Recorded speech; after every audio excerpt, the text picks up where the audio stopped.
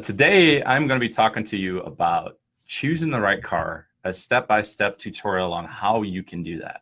And maybe this video will help you understand it a little bit more from this side of the table when I'm thinking about it myself or when I'm thinking about getting a different car. So I want you guys to just listen to these 3 little steps I've got for you so that we can help you decide exactly what will fit your life better when you start looking for cars.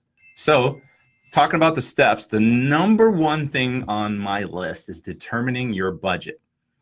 I did a little research for you guys. I went to Google and searched out a car affordability calculator. So you can find that as well. It's called Car Affordability Calculator. And I'm using that during this video to help share with you guys some of this information. And I think you'll find it quite eye-opening.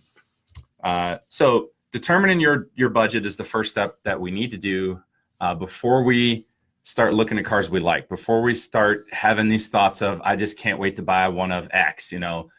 And definitely before you talk to me or go to a car lot, think about your budget, all right? So first thing is, how much money do you make per year? Write that down. Believe it or not, there are some of us that do not know. You know, we've been working in the same field for quite some time. All the money's on automatic payments, automatic deposit, direct deposit, all of that stuff. So, you know, it's funny, but there's a lot of us that just don't know exactly what the dollars are that are coming into our household every year. So if you find yourself in that category, first thing you want to do is, you know, pull up that calculator and then look at what you're making every month or year. You know, you can do it by year.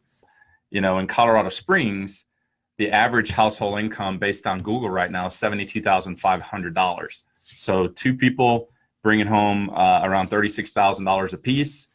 And that's the example I'm using today when I'm looking at this calculator. Now we're going to go use that calculator and determine exactly what we should be spending a month on a car. You know, for a little round number, it says about 10% of your gross monthly income before you pay health insurance, before you pay investments and those types of things. But 10% of $72,500 is quite a hefty payment. That's about $725 payment. So we have to look at it a little bit closer. Talk to a financial planner. They can help you through these things as far as figuring out what your budget is and making sure your money's allocated to go to the right places.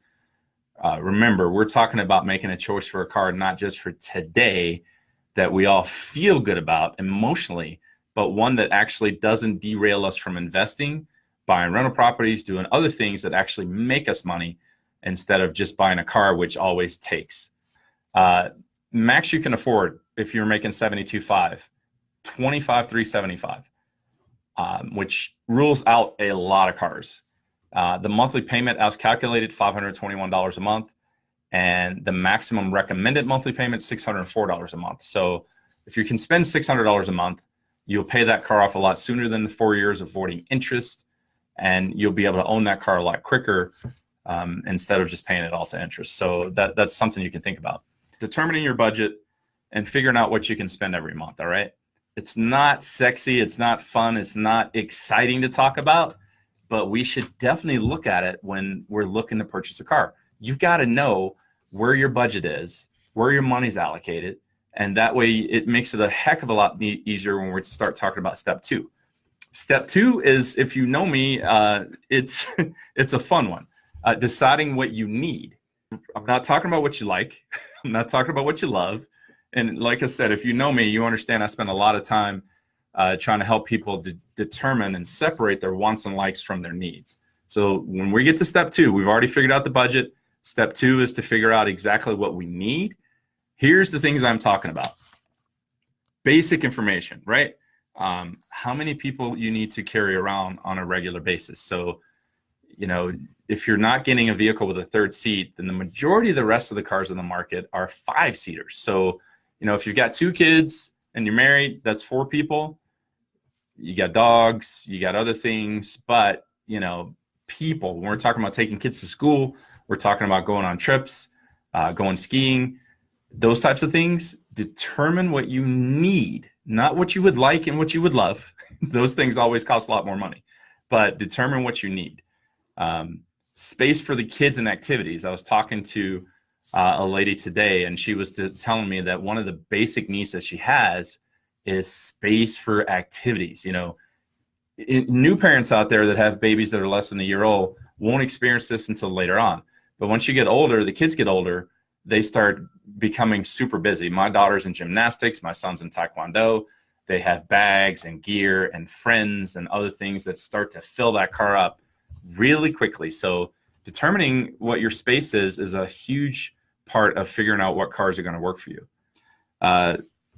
Point A, when we're talking about determining what you need, look at what you have now.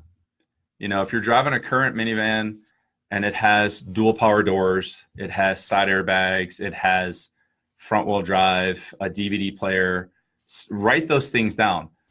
So determining that is huge. And then also, you know, when you're looking at what you have now, you know, if you haven't had all-wheel drive, write that down. We're talking about what you have currently on your car. Write that down so you'll know what you actually need, you know, what's been working well. Along on that list, you want to write down what you wish you had. You know, every time you get in your car every day and get ready to go to work, there are things that you wish it did. Maybe it's a backup camera. Maybe it's, man, I wish I actually had air conditioning. You know, maybe you wish you had 4 doors and you only have 2 doors right now. So make sure you're writing those things down, because it's going to help improve your life when we're making this decision of picking out which car that we want to buy. All right. Don't get anything more than the needs and invest the rest. So I'm a big fan of this, you know, guys. Like once we start looking at going back to step 1, we have $72,500 household income. We've got about a $25,000 budget. The needs we can fit into that budget. The wants and the likes start to push us outside of that budget. You know, before you purchase something, write down, is your car payment keeping you from investing? If you can't invest every month on a regular basis into your future and into your retirement, into your Roth IRA because of your car payment, maybe looking at the wrong car, maybe spending a little bit too much on a vehicle. And that's a tough one for us to swallow. In our society today, all of us want what we want when we want it, and we want to find out ways to buy it. And you notice what I'm talking about in this video is I'm not trying to teach you how to figure out how you can afford anything. I'm trying to get you to look at some of this hardcore information, and it's sobering. It's like, you know what? My budget is X. What I really like is Y. And you have to start deciding, you know, do you want to take the extra $300 a month and put it into a car, or do you want to continue to invest? Maybe you got kids you're saving for college. And so this is what I'm trying to get you to understand. It's like, this is the bare bones minimum of what you need to be doing before you even go to a dealer's lot or call me to talk about a car. Step 3, schedule a test drive. You know, you can do that 2 ways. You can go to the dealer by yourself, or you can give me a call and I can help schedule it right here at the office. It's a lot less pressure that way, but this is not a sales video. This is just a way to try and teach you what you need to do. So, you know, once we figured out that budget, we know what we need in the vehicle and not what we want and like, then we can go ahead and schedule a test drive to get in the car and see if it feels right, if it fits you well, if the blind spots when you're sitting in the driver's seat. You know, a lot of times, you know, I'm pretty big, so I can see out of most cars, but my wife's only 5 foot tall. So when she's in the car, that seat's way up and the blind spots change when you're sitting in the car. So definitely take your time going through steps 1 and 2. That's going to help you, prevent you from making a mistake in which you end up buying a lot of likes and a lot of wants, which I'm not a big fan of. You know, what I'm trying to get you to avoid is the impulsive Saturday of, wow, we need to get a car. We went and bought everything that we liked and left no money for investing. We left nothing for anything. You know, I'm hoping this is helpful for you guys and you're starting to see what I'm talking about. Planning this stuff will help save you a lot of heartache later. So when you're looking at this, follow those steps, and I hope it helps you spend a little bit less money on a vehicle and stop worrying about if you've got all of your wants and your likes. So with that, I'm going to end it. You guys have a good, happy, Merry Christmas. And if you need me, give me a call. Ronnie Haskins, Auto Search USA. Your search for the perfect car starts here.